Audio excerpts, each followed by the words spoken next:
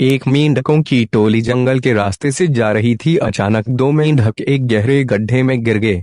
जब दूसरे मेंढकों ने देखा कि गड्ढा बहुत गहरा है तो ऊपर खड़े सभी मेंढक चिल्लाने लगे, तुम दोनों इस गड्ढे से नहीं निकल सकते, गड्ढा बहुत गहरा है, तुम दोनों इसमें से निकलने की उम्मीद छोड़ दो। उन दोनों मेंढकों ने शायद ऊपर खड़े मेंढकों की बात नहीं सुनी और गड्ढे से निकलने के लिए लगातार वो उछलते रहे।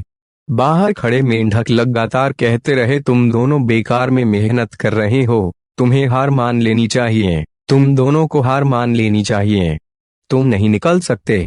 गड्ढे में गिरे दोनों मेंढकों में से एक मेंढक ने ऊपर खड़े मेंढकों की बात सुन ली और उछलना छोड़कर वो निराश होकर एक कोने में बैठ गया।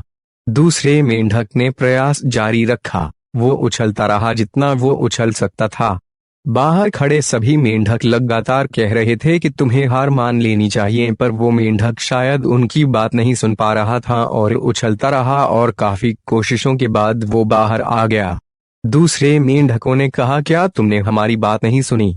उस मेंढक ने इशारा करके बताया कि वो उनकी बात नहीं सुन सकता क्योंकि वो बहरा है, सुन नहीं सकता, इसलिए वो किसी की भी बात नहीं सुन पाया।